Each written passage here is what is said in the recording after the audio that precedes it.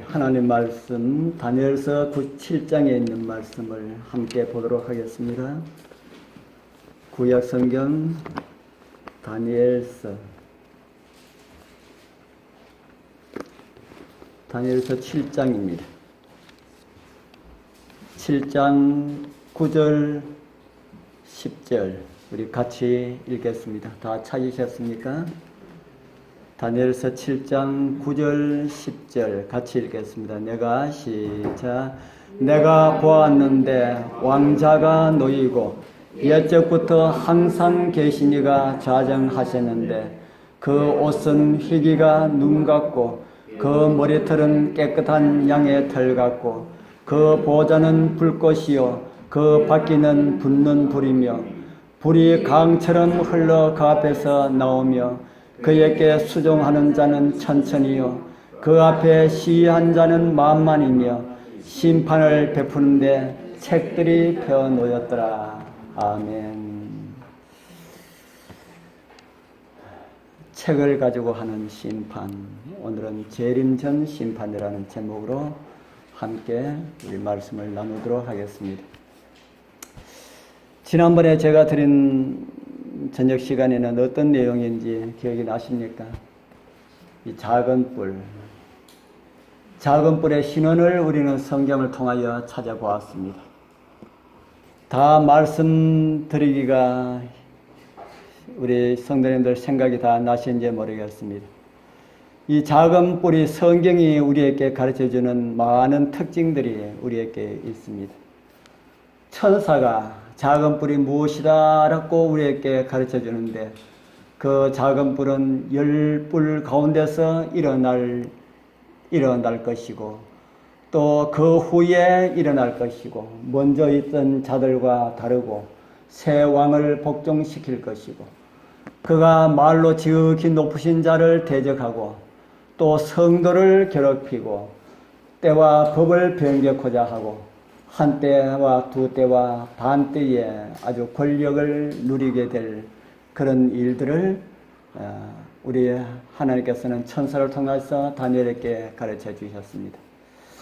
천사가 해석하는 작은 뿔을 살펴보니까 이런 8가지 특징이 있더라 하는 겁니다. 그래서 우리는 이런 특징들을 어디서 발견하였습니까? 이런 특징들이 어느 세력에서 발견하였습니까? 이런 특징이 가톨릭에서 있더라. 그래서 우리는 작은 뿔을 교황권이라고 그렇게 해석을 하는 겁니다. 우리 재림 성도들이 교황권하고 어떤 악연이 있어서 작은 뿔을 교황권이라고 하는 겁니까? 아니면 어떤 좋지 못한 그런 어떤 감정이 있어서 그렇게 갖다 붙이는 것일까요? 그게 아니죠. 그렇게 하면은 또 할 수가 하면은 안 됩니다. 성경 해석을 그렇게 마음에 따라서 그렇게 하면은 안 된다 하는 겁니다.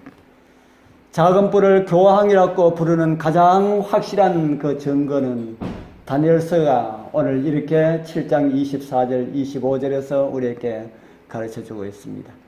이곳에 나오는 이 8가지가 다 일치하는 그 세력은 이 지구상에 오직 한 세력뿐입니다. 그 세력을 우리는 교황권이라고 알고 있습니다. 그렇기 때문에 우리는 교황권을 작은 뿔이라고 그렇게 해석을 하는 겁니다. 그런데 그 같은 활동이 나타나는 때에 천사의 해석을 하기 전에 하나님께서는 다니엘에게 또 다른 하늘 광경을 보여주셨습니다. 그것이 오늘 우리가 읽은 9장 10절에 있는 말씀입니다. 7장 9절에서 10절에 있는 말씀이지요. 이 말씀은 어떤 모습을 우리에게 보여주고 있습니까? 무엇과 관련된 그런 광경입니까? 하늘 법정을 우리에게 공개해 주고 있다. 우리 여러분들 법정에 좀 많이 가보셨습니까? 법정에 많이 가보는 것은 좋은 일이 아니죠. 저는 법정 구경을 못 해봤습니다. 그래서 그런지 법정 그러면은 이렇게 좀 떨립니다. 그래서 저의 심리를 아주 잘 아는 우리 한 청년이 저하고 같이 차만 타면은 놀립니다. 저기 경찰. 하도 그렇게 해서 제발 좀 그러지 마라 그러니까 그게 재미가 있어서 자꾸 그렇게 이야기를 합니다. 차를 타고 가는데 안전 속도를 지키면서 바르게 운전하는데 경찰이 있다 그러면 왜 그렇게 마음이 졸립니까? 우리 경찰도 그런데 법정은 더 그러함을 우리가 생각할 수가 있지요. 보통 법정에 가면은 그 모습이 어떠합니까? 여러분들 법정 구경을 해보셨는지 모르겠습니다만은 법정에 가면은 누가 있습니까? 제가 인터넷에서 이 법정하고 찾아보니까 수원 시민 배심 법정이 이렇게 하는 그 모습이 올려져 있었습니다. 이거는 헌법재판소 광경이고요. 이거는 어느 법정 광경입니까? 하늘법정. 하늘법정을 상상해서 그린 그림을 제가 밑에 그림하고 위에 그림하고 조합을 했습니다. 왜 이렇게 조합을 했나 하면은 이 밑에 그림만 있으니까 재림교회에서는 천사를 숭배한다. 이 천사가 가운데 앉아가지고 심판하는 것처럼 보이지 않습니까? 천사를 숭배한다.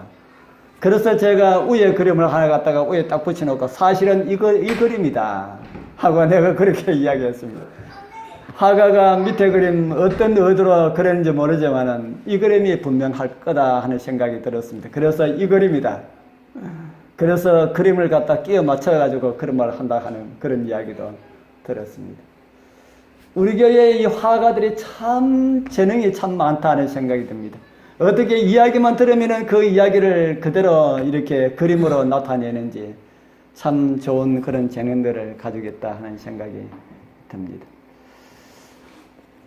재판소에는 보통 누가 앉아 있습니까? 재판소에는 보통 누가 앉아 있습니까? 저 위에 앉아 있는 사람들이 다 누구들입니까? 판사, 재판장이 앉아 있죠. 보통 판사라고 하지요. 그리고 또 누가 있습니까?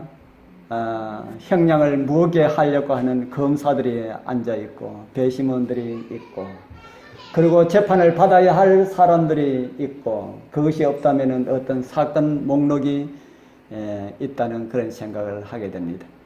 하늘 법정은 어떠할까? 우리가 생각하면서 다시 한번 말씀을 보겠습니다. 우리 다니엘서 7장 9절에서 10절 아까 우리 읽은 말씀이지만은 다시 한번 읽어보겠습니다. 내가 보았는데 왕자가 놓이고 옛적부터 항상 계신 이가 좌정하셨는데 그 옷은 희기가 눈 같고 그 머리털은 깨끗한 양의 털 같고 그 보좌는 불꽃이요 그 바퀴는 붙는 불이며 불이 강처럼 흘러 그 앞에서 나오며 그에게 수종하는 자는 천천히요 그 앞에 시위한 자는 만만이며 심판을 베푸는데 책들이 펴 놓였더라. 제가 지난번에 한번 우리 진영에서 우리 집사님과 같이 차 타고 오면서 이 조사 심판에 대한 이야기를 하시더라고요. 그래서 제가 원래 이 조사 심판에 대해서 시간이 없었는데 우리 성도님들이 다 알고 있는 내용이지만은 조사 심판에 대해서 다시 한 번 더 시간을 가져야 되겠다 해서 제가 준비를 하였습니다. 성경에 나오는 우리가 조사 심판이라고 하는 그 내용이 다니엘서 7장 9절에서 10절에 나오는 이 내용을 가지고 우리가 조사 심판이라고 합니다. 여기에는 왕자가 놓였다 그럽니다. 왕자에 누가 앉아 계십니까? 왕좌이기 때문에 왕이시고 심판을 베푸시는 심판장이 앉아 계십니다. 이분을 누구라 합니까? 다니엘서 우리 마음대로 생각하지 말고 다니엘서 7장 9절에서 10절에 보면은 여기 나오는 이분이 누구라 그럽니까? 왕자가 놓이고 어떤 분이 앉아 계신다 그럽니까? 옛적부터 항상 계신 이가 좌정하셨다. 누굽니까? 옛적부터 성경에 옛적부터 항상 계신 이가라고 하는 내용이 나오면은 아버지 하나님을 가리키는 그런 말입니다. 이 광경은 참 장엄하지요. 보좌가 어떻다 그럽니까? 보좌가 불꽃 같고 그 밖에는 붙는 불이고 불이 강처럼 흘러 그 옆에서 나오고 참 엄청난 그런 광경입니다. 수종되는 자들은 얼마나 그럽니까? 천천이고 만만이라 그러지요. 어떤 분은 여기 나는 이 천천만만이라 하는 이 수를 숫자 개념으로 해서 2억이다 이렇게 계산하신 분들이 있어요. 그 어디서 2억이 나옵니까 하니까 1000 곱하기 1000, 만 곱하기 만 해봐 그럽니다. 저는 1000 곱하기 1000 해보지 않았습니다. 만 곱하기 만도 해보지 않았는데 그래 하면은 2억이 나온다 그러더라고요. 그래서 그렇군요. 그렇게도 해석합니까? 우리 교회 장로님이 그러시더라고요. 그래서 그렇게도 해석하는구나. 여기에 천천만만이라고 하는 수는 개수하라는 수가 아닙니다. 헤아릴 수가 없는 우주의 수많은 그 천사들의 그 모든 무리들을 일컬어서 천천만만이라 하지 천사 1명 2명 세려가지고 얼마일 거다 하는 이것을 말한 것이 아니라고 생각합니다. 그래서 여기에서 나오는 이 심판을 우리는 이 조사심판이라고 하지요. 조사심판이 성경에 조사심판이라는 말이 성경에 있습니까? 없습니까? 성경에 없지요. 없는데 왜 조사심판이라고 합니까? 성경에 없는데 제가 지난번에 한번 말씀을 드렸지요. 우리가 사용하는 용어들은 성경 용어가 있고 또 무슨 용어가 있다 그랬습니까? 신학 용어가 있다. 이거 우리 성도님들 알아두는 게 좋습니다. 성경 용어가 있고 신학 용어가 있다. 또 요즘은 교회 용어 이렇게 또 이야기하더라고요. 교회 용어. 교회 용어도 있지요.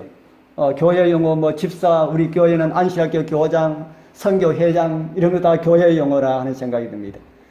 그래서 성경 용어는 성경에 나오는 글자 그대로의 단어를 가지고 성경 용어라고 합니다. 성경에 나오는 글자가 어떤 단어들이 있습니까? 교회, 예수님, 하늘나라, 천사, 지옥 등등 이런 성경이 말하는 이런 내용들은 성경 용어고 성경에 나오지 않는 많은 용어들이 우리가 알고 있는 용어들이 있습니다. 우리 교회뿐 아니라 개신교의 거의 대부분에서 사용하고 있는 칭의 그리고 성화, 영화 이런 내용들은 우리 교회뿐 아니라 개신교에서 거의 다 사용하고 있는데 이런 내용들도 성경에 없습니다. 그래서 그런 용어들도 무슨 용어입니까? 그런 용어들도 다 신학 용어다. 그래서 이 조사심판도 신학 용어다. 그런데 왜 다른 교회에서는 이걸 사용하지 않을까? 뭐가 다릅니까?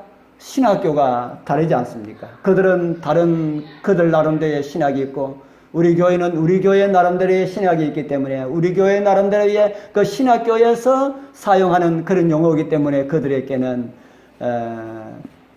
그렇게 모르는 것이 정상입니다. 그래서 우리가 이 조사심판이라고 하니까 우리 주변에서 다른 교회에서 하도 조사심판 성경에도 없는 조사심판 하도 그래가지고 또 다른 용어를 하나 더 사용하는데 조사심판을 가지고 뭐라 합니까? 재림 심판. 그래서 제가 인터넷에 조사심판과 관련된 질문을 하나 올려가지고 우리 한국연합회 선교 부장님이 우리 영남에서 올라가셨지 않습니까? 그래서 제가 인터넷 선교에 대한 이 관심이 있는 줄 알고 인터넷 선교를 같이 한번 해보자고 그러시더라고. 그래 해봅시다. 얼마나 하실지 모르지만은. 그래서 좋은 내용이 있으면은 올리면은 거기에 대한 답들을 하겠다고 그렇게 해서 조사심판과 관련된 저는 뭘 해야 되겠다 이렇게 하지 않냐고 성경을 읽다가 내용이 있으면 그대로 질문을 이렇게 올립니다. 그래서 조사심판과 관련된 질문을 올려놓고 목사님 제가 질문 몇 개 올렸습니다. 무슨 질문을 올렸습니까? 조사심판과 관련된 질문을 올렸습니다. 아이고 장로님 왜 하필 조사심판과 관련된 그런 질문을 올립니까? 왜요? 그렇지 않아도 다른 사람들이 우리 교회를 못마땅하게 여기는데 그 조사심판 그 사람들이 제일 싫어하는 그걸 왜 올립니까? 그래요. 제일 싫어하면은 성경에 있는 진리 이야기도 하지 말아야 되나요? 하니까 그건 아니지만 그렇게 이야기하더라고요. 왜 싫어합니까? 진리이기 때문에 싫어합니다. 그래서 우리가 조사심판이라고 하는 그 용어를 재림전 심판으로 그렇게 많이 부릅니다. 재림전 심판은 성경에 나옵니까? 그것도 없어요. 그것도 없는데 재림전 심판과 관련된 이런 내용들은 다른 교회에서도 그런 내용들 우리하고 똑같은 거는 아니지만은 이렇게 이야기하신 분들이 좀 있습니다. 그런데 오늘 여기에는 해할 수 없는 천사들을 옹이 받으면서 심판을 베푸는데 심판 베푸는 그 앞에 법정 앞에 서 있는 존재는 누가 서 있습니까? 심판을 받기 위하여서 서 있는 존재는 누가 서 있습니까? 사람 서 있습니까? 저는 성경 아무리 봐도 사람이 서 있더라 하는 것 보지 못했는데 책들이 펴있다 그랬죠. 사람이 있다고는 하지 않았지요. 우리가 상상으로 그린 그림에는 앞에 아까 제가 보여드린 그 그림에는 앞에 사람이 서 있는 그런 것처럼 그렇게 그렸습니다. 그래서 심판을 베푸는데 죄인이 서 있는 것이 아니라 그곳에 책들이 펴있더라. 그래서 책을 가지고 하는 심판, 책을 가지고 하는 심판을 이 세상에서는 책을 가지고 하는 심판을 가지고 무슨 심판이라 합니까? 우리 법정에 많이 안 가보셨으니까 그래도 우리가 조금 이해할 수가 있는 그런 것이 생각나실지 모르겠습니다. 책을 가지고 혹은 문서를 가지고 혹은 기록을 가지고 하는 심판 이 땅에서도 하고 있습니다. 그걸 가지고 무슨 심판을 하는지 혹시 기억이 납니까? 행정심판 또 다른 말로 하면은 심리심판 이렇게 이야기하더라고요. 저도 어떤 용어를 쓰나 하고 제가 인터넷에 제가 찾아봤습니다. 찾아보니까 행정심판, 심리심판, 책을 가지고 하는, 기록을 가지고 하는, 문서를 가지고 하는 심판을 그렇게 한다 그러더라고요. 그런데 우리도 행정심판, 심리심판 차라리 이렇게 했으면 더 좋지 않았을까 하는 생각도 들지만은 그렇게 하면은 성경하고 우리하고의 그 어떤 그것이 조금 좀 어울리지 않는 것 같다 하는 그런 생각도 들었습니다. 그래서 우리는 이곳에 책을 가지고 하는 심판을 조사심판이라고 이름을 붙였습니다. 왜 조사심판이라고 합니까? 그 조사가 뭡니까? 조사가 조사하는 것. 조사하는 것. 선고하기 전에 미리 조사를 하고 난 다음에 선고를 한다. 그래서 선고 앞에 하는 것을 가지고 그렇게 조사심판이라 그렇게 합니다. 조사심판이라고 이름 붙이는 데 대해서 어떤 잘못이 있는 것 같습니까? 우리 여러분들 보기에 잘못이 있는 것 같습니까? 잘못 없습니다. 재림전 심판으로 해도 되고 조사심판으로 해도 되고 행정심판으로 해도 되고 심리심판으로 해도 되지만은 어떤 걸 붙여도 그 성격에 다 어울리는 그런 이름들이다 하는 겁니다. 그런데 아무리 생각해도 조사심판이라고 하는 그 이름이 제가 생각하기로는 제일 좋은 것 같아요. 재림전 심판도 좋고 다 좋지만은 조사심판으로 하는 것이 제일 좋다는 생각이 듭니다. 그래도 아무리 그 좋은 이름이라도 다른 사람들이 걸고 넘어지려 하면은 좀 그렇다 하는 것이지요. 그래서 우리가 다른 사람들과 이야기할 때는 특별히 다른 교인들과 이야기할 때는 지혜롭게 우리끼리는 조사심판이라고 해도 다른 교인들하고 이야기할 때는 재림전 심판이라 하는 것이 더 나을 거다 하는 생각이 듭니다. 그 심판의 성격이 어떤 것인지 자세히 나와 있지 않아서 우리 재림 전에 있을 책을 가지고 하는 심판이다 라고 하는 이 정보 외에는 다른 정보를 성경에서는 주고 있지 않습니다. 그러나 우리가 알 수 있는 통로가 하나 있습니다.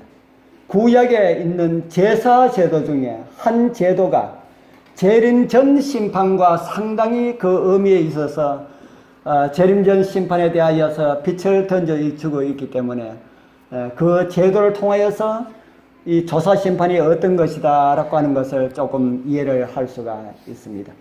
바로 그것이 속죄일과 관련된 그런 제사입니다. 우리 레위기에 있는 말씀을 하나 보겠습니다. 레위기 16장 7절부터 11절까지 나오는 이 내용이 속죄일과 관련된 그런 내용입니다. 우리 같이 한번 읽어보겠습니다. 또 시작. 또 그 두 염소를 취하여 회막문 여호와 앞에 두고 두 염소를 제비를 뽑되 한 제비는 여호와를 위하고 한 제비는 아사셀을 위하여 할지며 아론은 여호와를 위하여 제비 뽑은 염소를 속죄제로 드리고 아사셀을 위하여 제비 뽑은 염소는 산대로 여호와 앞에 두었다가 그것으로 속죄하고 아사셀을 위하여 광야로 보낼지니라. 속죄일에 나타난 이 제사는 하늘에서 이루어질 세 가지의 심판을 우리에게 간접적으로 보여주고 있습니다. 그 첫 번째가 재림 전에 있을 심판입니다. 두 번째는 예수님 재림 후 하늘에서 1000년 동안 일어날 악인들의 심판을 우리에게 보여주고 있습니다. 이 심판도 조사심판 형식으로 이루어지는 것임을 우리는 잘 알고 있습니다. 그리고 다른 하나는 최후의 집행심판을 우리에게 가르쳐주고 있습니다. 이러한 속죄일의 제사의 그 진행 과정을 좀 살펴보도록 하겠습니다. 먼저 속죄일 제사는 1년에 한 번 있었습니다. 레위기 23장 27절에 이런 말씀이 있습니다. 7월 10일은 속죄일이니 너희에게 성해라. 너희는 스스로 괴롭게 하며 여호와께 화제를 드려라. 속죄일이 며칠 날이라 그럽니까? 7월 10일. 저와 여러분들이 잘 알고 있는 대속죄일은 며칠 날입니까? 대속죄일 날은 며칠 날입니까? 대속죄일하고 여기 나오는 속죄일하고 같은 날일까요? 다른 날일까요? 제가 꼭 함정을 판 것 같지요. 성경에는 대속죄라고 하는 날이 없습니다. 그런데 왜 재림교에서는 또 대속죄라고 하는 말을 할까? 바로 오늘 우리가 읽은 레위기 23장 27절에 나오는 이 속죄일, 1년에 한 번 지내는 이 속죄를 가지고 그걸 좀 더 큰 의미를 붙이기 위하여서 거기 앞에 대자를 하나 더 넣었습니다. 그래서 이 날을 가지고 우리 교회에서 대속죄일이라 라는 이런 말을 하는데 이 말도 다른 사람이 들으면은 별로 좋지 않습니다. 그래서 저는 대속죄라는 이런 표현을 얼마 전부터 잘 사용하지 않고 그냥 속죄일 이런 표현으로 많이 씁니다. 그래서 제 말을 듣는 사람들은 아마 우리 성도님들이 왜 저 사람은 대속죄일에 대해서는 한 번도 이야기하지 않을까라고 그렇게 생각하실 수가 있을 것인데 속죄일 하면은 그것이 바로 대속죄일이다 그렇게 생각하시면 될 것입니다. 이스라엘 절기 중에 속죄일이 들어있는 그 배경을 한번 살펴보겠습니다. 이스라엘에는 1년에 6절기가 있습니다. 절기가 몇 개 있다고요? 절기가 6절기가 있습니다. 봄에 여기에 기록하기로는 절기를 4개를 했는데 6월절과 무교절은 사실 같은 것이나 다름이 없습니다. 그래서 6월절 무교절을 하나로 합치고 그 다음에 초실절, 오순절 이것이 봄절기입니다. 그리고 가을에는 나팔절, 속죄일, 초막절 이렇게 세 절기가 있습니다. 절기를 가만히 살펴보면은 봄절기는 뭐하고 관련된 절기 같습니까? 봄에 있는 이스라엘 백성들이 봄에 그들이 지키는 그 봄절기들은 뭐하고 관련이 있는 것처럼 보입니까? 6월절, 무교절, 초실절, 오순절 다 뭐하고 관련 있는 것처럼 보입니까? 예수님의 초림. 6월절은 예수님의 뭡니까? 6월절은 예수님의 십자가. 우리의 유월절 양 예수 그리스도 돌아가셨다 하고 있지 않습니까? 그래서 유월절은 예수님의 십자가, 무교절은 죄 없으신 우리의 희생제물 예수 그리스도, 초실절은 부활하신 첫 열매이신 예수 그리스도, 오순절은 우리를 위해서 하늘 성소에 들어가셨다라고 하는 성령을 부어주시는 그런 것을 상징하는 그 절기가 오순절. 그래서 이 네 절기들은 다 봄에 있는 그런 절기입니다. 그리고 가을에 있는 절기는 나팔절, 속죄일, 초막절 이런 절기가 있는데 잘은 모르지만은 이 절기 이름을 가만히 들어보니까 또 뭐하고 관련 있는 것처럼 그렇게 보입니까? 그런 생각이 들지 않습니까? 나팔절, 속죄일, 초막절 뭐하고 좀 관련 있는 것처럼 보입니까? 예수님의 재림과 관련 있는 것처럼 그렇게 느껴지지 않습니까? 이 가을 절기에도 예수님의 재림에 대한 이런 내용은 전혀 없지만은 예수님의 재림과 관련된 그런 절기들입니다. 나팔절은 무엇을 알리는 절기입니까? 나팔절은 예수님 오실 때가 다 되었다라고 선포하는, 다른 말로 하면은 속죄일이 다가온다, 준비하라라고 하는 그런 것을 알리는 그런 절기고, 속죄일은 모든 죄와 허물들을 자복하고 회개하고 깨끗함을 받는 그런 절기고요. 초막절은 어떻게 하는 절기입니까? 속죄일을 다 마치고 난 다음에 속죄일에는 죄 있는 사람은 통과하지 못합니다. 속죄일에 죄 있는 사람이 있다면 어떻게 됩니까? 통과하지 못하고 돌에 맞아서 즉시 집행 심판해가지고 이스라엘 백성들 거기서 바로 죽임을 당합니다. 그리고 속죄일에 죄 있는 사람이 통과하지 못하고, 그러면은 속죄일을 통과한 사람들은 다 어떤 사람들입니까?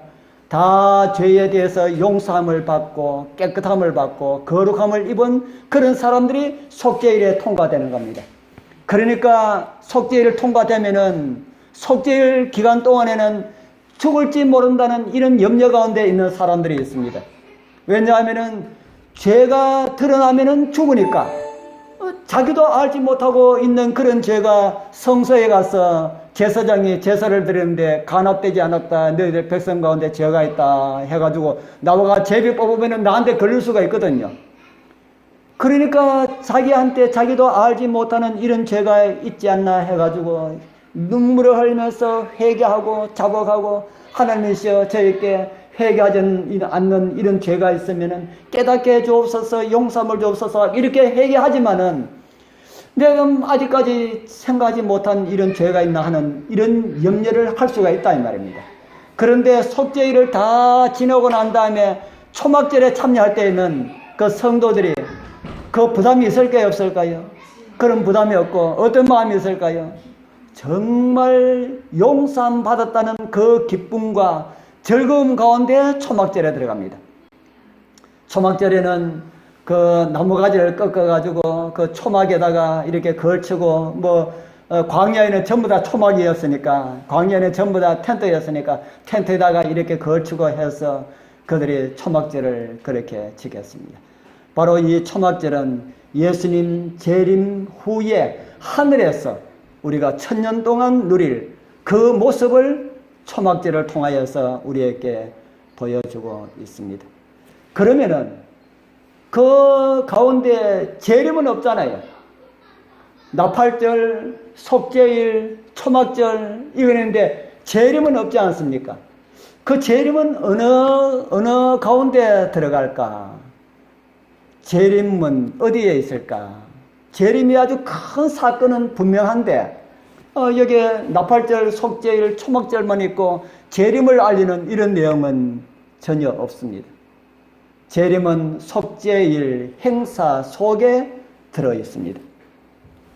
어떤 것이 예수님의 재림과 관련되어 있을까? 이제 속죄일의 제사와 관련해서 우리 좀 살펴보도록 하겠습니다. 이 속죄일에는 2마리의 염소가 사용되었습니다. 한 마리는 누구를 위하여서 됐다 그럽니까? 한 마리는 누구를 위하여서 제비를 뽑고요? 한 마리는 여호와를 위하여서 제비 뽑고, 또 한 마리는 누구를 위하여서요? 아사셀을 위하여서. 아사셀이 누굽니까? 아사셀이 보통 사탄이라고 하는데 사탄이라는 말이 성경에 없습니다.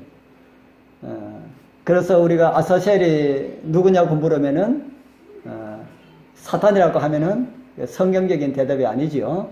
그 우리가 보통 이제 사탄으로 이해를 하고 있습니다. 성경을 다 이렇게 이해를 하고 나면은 그렇게 들지만은 우리 재림교회 외의 대부분의 교회에서는 아사셀을 사탄이라고 이야기하지 않습니다. 그렇게 이해를 하지 않습니다. 아사셀도 역시 예수 그리스도의 구속의 또 다른 면을 나타낸다 이렇게 생각하고 있습니다.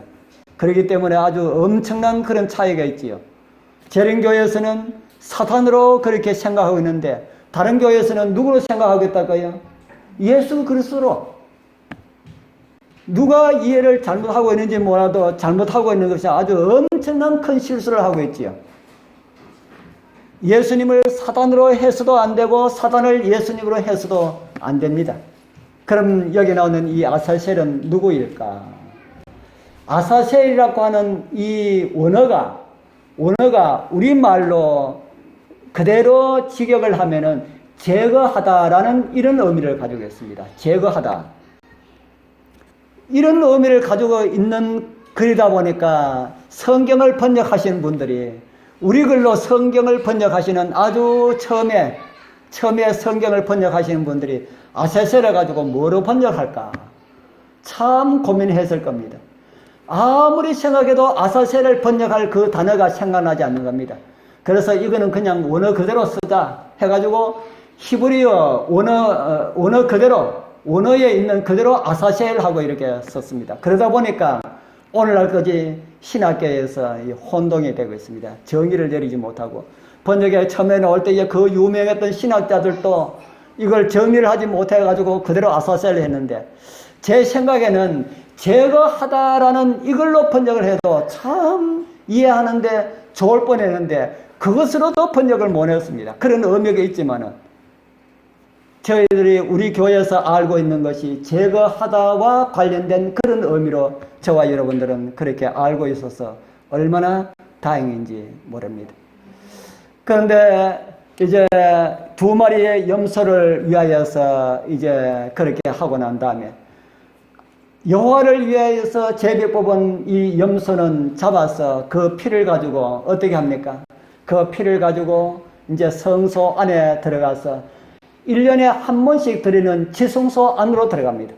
그래서 지성소 안으로 들어가서 이제 봉사를 하고 그리고 이제 한 마리 아사셀을 위하여서 거기에 둔 그 염소는 모든 제사가 다 마치고 난 다음에 온 이스라엘의 죄가 다 깨끗하게 정결하게 되었다 하는 이런 하나님의 간합하심이 있고 난 다음에 이제 대제사장이 성소에서 나옵니다. 성소에서 나오는 그 순간이 예수님의 재림의 순간입니다. 지금 예수님께서 어디에서 뭐 하신다고 우리가 알고 있습니까? 예수님께서 지성소에서 누가 봉사하시듯이요? 이 성소에서 대제사장이 지성소에 들어가서 봉사하시는 것처럼 예수님께서 지금 그렇게 꼭 그렇게 어떻게 그렇게 하는 물질적인 그런 것으로 하는 것은 아니지만은 그런 상징적인 의미가 그곳에 있다 하는 겁니다.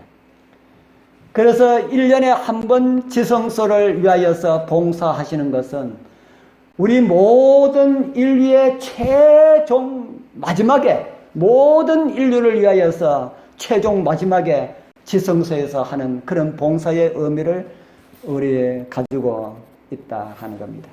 그래서 이제 예수님께서 그 지성소 봉사를 마치고 나오는 그 시간이 바로 이 땅에 예수님께서 재림하시는 그 시간이다. 그러면은 대제사장이 예수님의 재림을 가르쳐 주는 것처럼 지성소에서 나올 때에 어떤 일을 하나 하면은 이제 그 한 마리에 남겨둔 아사셀 있지 않습니까? 세상의 모든 사람들의 죄가 다 이제 제거되었지만은 그 모든 죄들을 다 누가 담당하고 있었습니까? 대제사장이신 예수님. 그 상징적으로는 지성소 봉사에 들어갔던 대제사장이 다 몸에 짊어지고 있는 겁니다. 그래서 몸에 짊어지고 있는 이 대제사장이 나와서 아사셀을 위하여서 뽑아둔 그 염소의 머리 위에 안수를 합니다. 이 의미는 제사장 모든 이스라엘 백성들의 죄가 대제사장께 옮겨졌고 대제사장께 옮겨진 그 모든 죄들을 누구에게? 그 한 마리 아사셀을 위해서 둔 그 양에게 이렇게 전가를 시킵니다. 그 의미는 모든 죄의 최종적인 책임이 이 아사셀을 위한 이 염소에게 있다. 그렇게 하는 겁니다. 이 의미는 무엇을 우리에게 가르쳐 주고 있습니까? 이 세상의 모든 죄들의 그 원인이 누구에게 있다는 겁니까? 사탄에게 있다. 그래서 예수님께서 오시고 1000년이 지내고 난 다음에 이 모든 죄를 다 사단에게 그 전가시키는 게 아니죠. 원래 사단이 가지고 있는 것이지 않습니까? 원래 가지고 있는 것이지만은 이 세상의 모든 사람들의 죄까지 그 책임을 사단에게 물으신다 하는 겁니다. 그래서 아사셀을 위하여서 한 마리 둔 그 염소를 다른 사람에 의하여서 저 무인지경, 그 사막 무인지경에 두어서 그곳에서 방황하다가 죽도록 그렇게 합니다.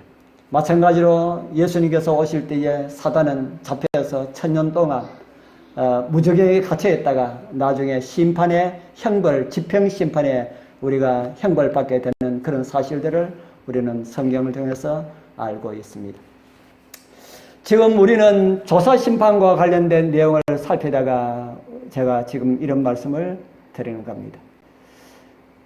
그런데 대제사장이 지성소에 있는 동안 백성들은 뭘 했을까? 이 의미가 우리에게 상당히 큽니다. 왜냐하면 지금이 어떤 시간입니까? 예수님께서 하늘 지성소에 들어가 계시는 그런 시간. 이스라엘 나라의 대제사장이 지성소에 들어가 있는 동안에 백성들은 뭘 하고 있었을까? 이제 그걸 우리가 좀 살펴보도록 하겠습니다. 백성들은 3번에 백성들은 뭐 하고 있었다 그럽니까? 자신을 살피고 있었다. 우리 성경 말씀 보겠습니다.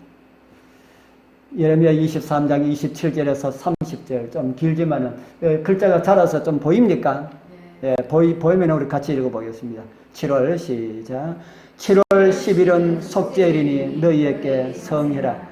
너희는 스스로 괴롭게 하며 여호와께 화제를 드리고 이날에는 아무 일도 하지 말 것은 너희를 위하여 너희 하나님 여호와 앞에 속죄할 속죄일이 됨이니라.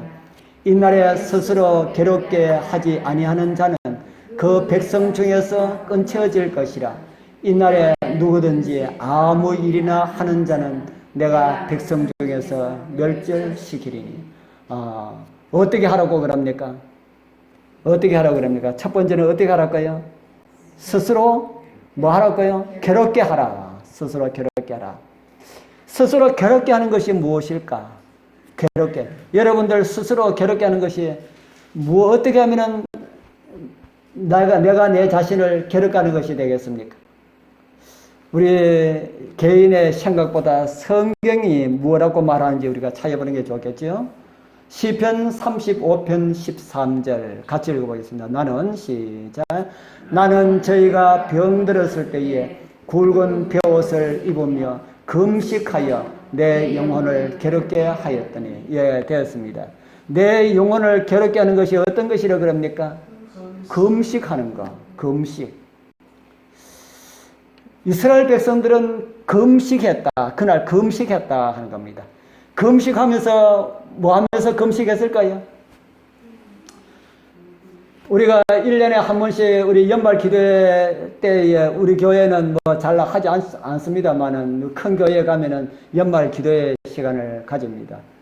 예, 금년에는 우리 교회도 좀 했으면 좋겠다는 생각이 듭니다. 우리가 해마다 뭐 몇 살끼리라도 했습니다만은 우리 그렇게 좀 교회적으로 했으면 좋겠다는 생각이 듭니다. 그때에 우리 연합회에서는 연말 기도회 시간 가운데 안식일 점심 한 끼는 금식합시다 하고 그렇게 이제 추천을 합니다. 그렇지만 그건 어디까지나 자유지요. 그래서 그 금식합시다 그러면은 여러분들도 금식했을 그런 시기가 있었을 것인데 금식하면서 그냥 밥만 한 끼 굶었습니까? 아니면은 좀 특별한 의미의 무엇을 했습니까? 특별한 의미의 기도를 드렸지요. 어떤 기도를 드렸습니까? 보통 그때는 기도 드릴 때에 다른 사람 누구 어떻게 잘 되게 해주십시오. 이것도 좋지만은 그때는 특별하게 내 자신을 위하여서 기도를 많이 드립니다. 그렇게 드리라고 합니다. 내 자신이 무엇을 위하여서요? 내 자신이 하나님께 용서받지 못하고 회개하지 못하고 생각하지 못하고 이런 죄가 있는지 그것을 살피도록 하기 위하여서 우리가 연말에 한 번씩 그렇게 합니다. 참 좋은 그런 시간이죠. 그래서 이스라엘 백성들은 속죄일 시간에 그렇게 했다 하는 겁니다. 그렇게 하고 또 무엇 했다 그럽니까? 화제를 드렸다. 이거는 하나님을 예배하는 그런 행위라 합니다. 그리고 그 다음에는 어떻게 했다 그럽니까? 아무 일도 하지 않았다. 아무 일도 하지 않았다. 그런데 이렇게 이 세 가지를 하지 않으면은 하나님께서 어떻게 하시겠다 그랬습니까? 그 사람들을 내 백성 중에서 멸절시키겠다. 참 상당히 좀 엄합니다. 지금 우리에게 이것을 한번 적용을 한번 시켜보려 합니다.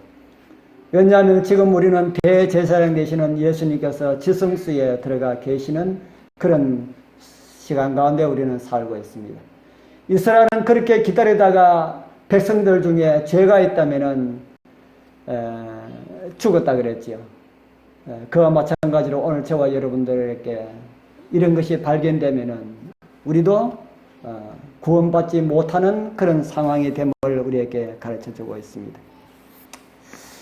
오늘 우리 대제사장 되시는 예수님께서 지성소 봉사를 하시는 동안 우리에게 죄가 드러나지 않도록 지금 우리가 드러나야 됩니다. 지금 우리가 드러나면은 용서받을 수 있고 회개해서 그렇게 될 수가 있지만은 지금 드러나지 않고 예수님께서 나오실 때에 드러나면은 끝이지 않습니까? 우리가 이런 걸 생각하면은 언제는 믿으면 구원 주신다 했는데 좀 생각해 보니까 조금 안 맞는 것 같지 않습니까? 믿으면 구원 주신다 그랬는데 뭐 죄도 다 회개하고 믿는 사람은 뭐 하게 되어 있습니까? 죄를 회개하고 죄 회개하면은 다 용서해 주신다 그랬는데 그것도 회개 안 한다면은 안 되는 거지 않습니까? 그래서 우리는 그런 시기에 살고 있는 오늘 우리들이 어떻게 살아가야 할까? 그 당시에 그런 모습들을 우리에게 적용을 시켜서 좀 생각을 해보고자 합니다. 제일 첫 번째, 금식하라. 그들은 몇 끼를 금식했을까요? 이스라엘 백성들은 몇 끼 금식했을까요? 7월 10일이니까 7월 10일 하루니까 며칠 얼마나 금식을 했을까요?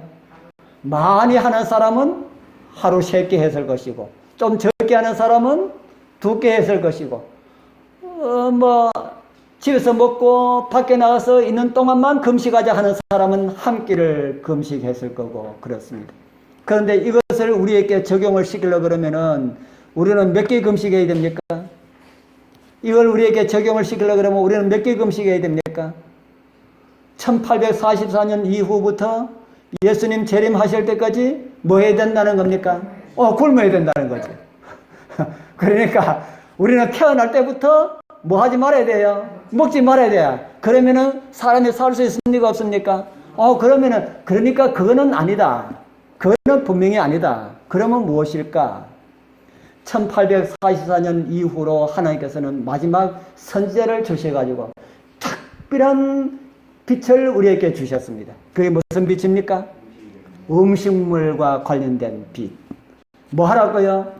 금식하라고. 금식하라고. 먹지 않는 것만 금식이 아니다.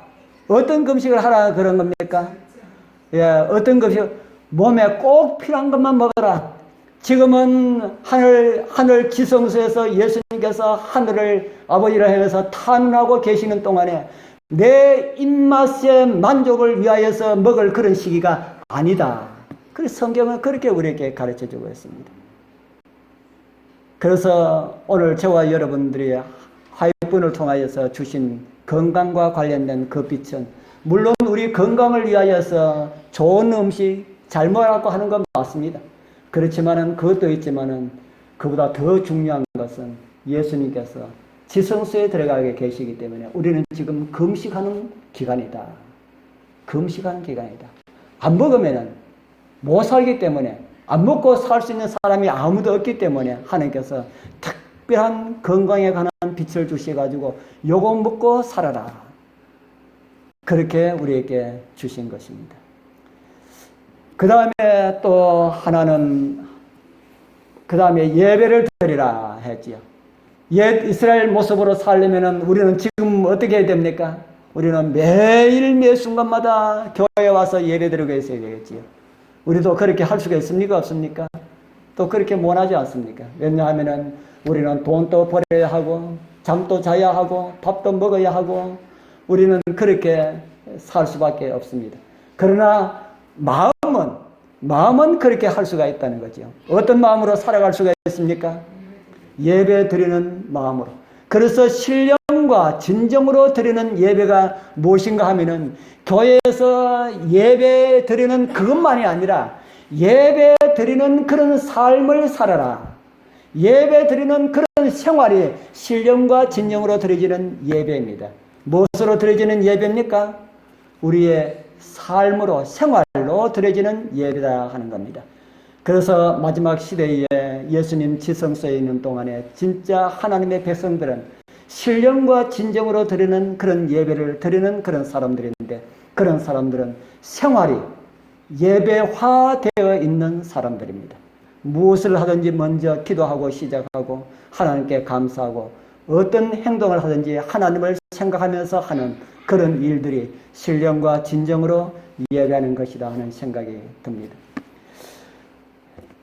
그런 마음을 가지고 있으면 무엇을 적게 할까요? 죄를 적게 짓게 되겠지요. 그제 차를 타고 가면서 우리 정지사님이 그런 이야기를 합니다. 요즘은 바빠서 죽겠다 하는 겁니다. 뭐가 그리 바쁜데 하니까 기억절, 안교 기억절 이어야지. 또 뭐 패스트 키트의 기억절을 이어야지. 이거 이어다 보니까 저거 잊어버리고 저거 이어다 보니까 이거 잊어버리고 그래서 이것도 이어고 저것도 이어라 하니까 정신이 없다 그래요. 그렇게 하다 보면은 무슨 생각을 적게 하게 됩니까? 예? 그렇게 하다 보면 무슨 생각을 적게 하게 됩니까? 세상살이에 대한 생각을 적게 할 수 있다는 그 사실을 인하여서 우리 그렇게 살아가신 분들 참 감사하게 되길 바랍니다. 지금 우리는 정말 성도들, 우리 마지막 시대에 살고 있는 성도들은 정말 말씀과 함께 그렇게 살아가야 되겠지요. 우리 세 번째는 아무 일도 하지 마라. 이 또 큰일이죠. 우리는 일을 해야 되는데 아무 일도 하지 마라. 이 말씀은 무슨 말씀이겠습니까?